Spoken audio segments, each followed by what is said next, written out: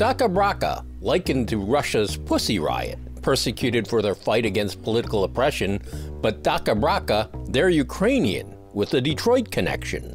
The music is out there. It has a Ukrainian traditional base, but goes every which way. They're big into jazz, they're big into rock. They even do a little bit of Ukrainian rap, but it also has a very classical sound. It's really hard to pinpoint the style because it's their own style.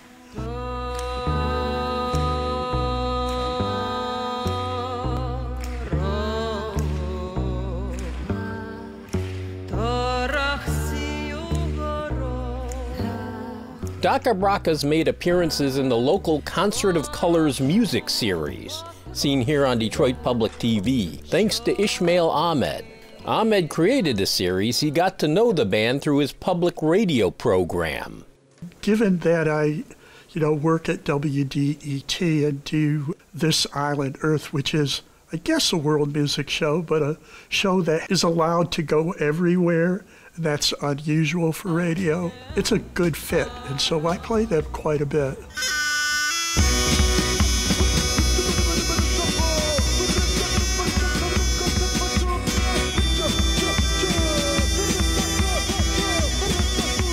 Performances like these, perhaps at risk, part of the culture many Ukrainians believe the Russians would like to do away with.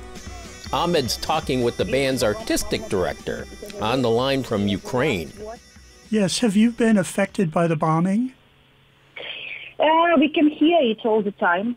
Sometimes it's closer, sometimes it's far, but my house is still safe. I was talking to Iryna Gorban. She's very much part of the band. She travels with them. She faces everything they face. We sleep in a bathroom or in a basement because we have these air alarms all the time. DakhaBrakha has been protesting war and the Putin regime during their shows for years. The band members are hunkered down in undisclosed locations. They're okay for now.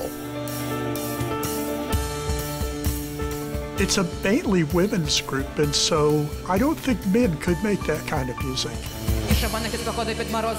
They conquer their audiences over and over, and the word spreads. They're now a major world performing group.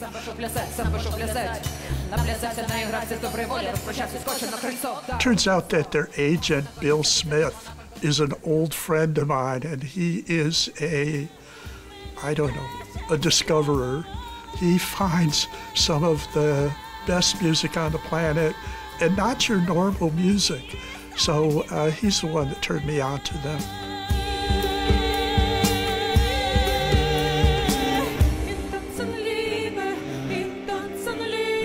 DakhaBrakha first toured North America in 2013, returning often until COVID hit.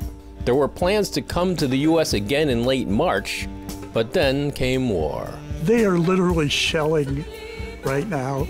And one of the things I was warned is that they might have to duck for cover in the middle of the interview, or maybe it wouldn't come off.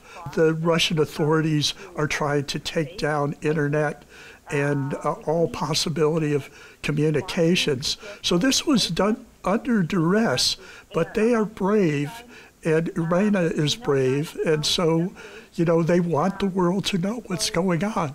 I don't know how to explain this, but people get used to it. So now we are all in this kind of stress when we try to be united, try to become, try to help each other. We really believe that it's, as long as we can stay here, we will stay here. I tell this now because now I'm calm and confident. But in several hours, I don't know what will be. So maybe I change my mind in several hours and left city this night or tomorrow. So nobody knows.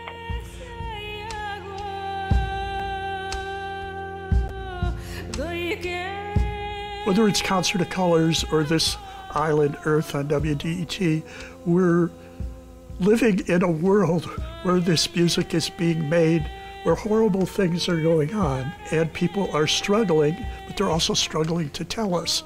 And they do that through their music. Music is a powerful force. I'm happy that I'm able to help get out the word through these musicians. We have to understand what kind of world we live in, and we can't stay numb to things like starvation and refugees and immigration problems and war. I mean, literally there is war happening all over the planet. Some smaller wars, some huge wars like this one. We've got to be involved, and the music helps us to do that.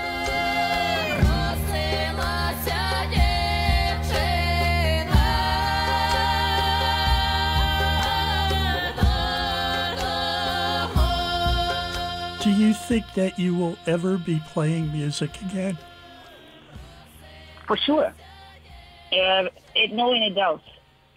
And I think we will do it even sooner than it's expected, because I'm sure now the world needs Ukrainian culture to understand the difference between Ukrainian and Russian people and to see the deepness of Ukraine and Ukrainian culture.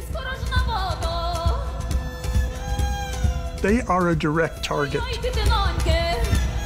and they've been told that. They are one of the most powerful voices in Ukraine against what is happening, both culturally and politically.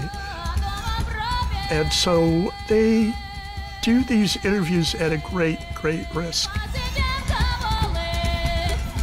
Well, we'd love to have you back in Detroit. Thank you. Thank you. We're really also we miss US so much because of these 2 years of break and tour in US.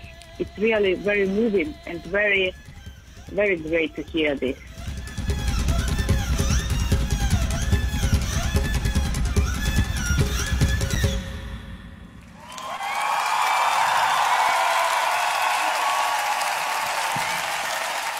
You can find more at onedetroitpbs.org or subscribe to our social media channels and sign up for our One Detroit newsletter.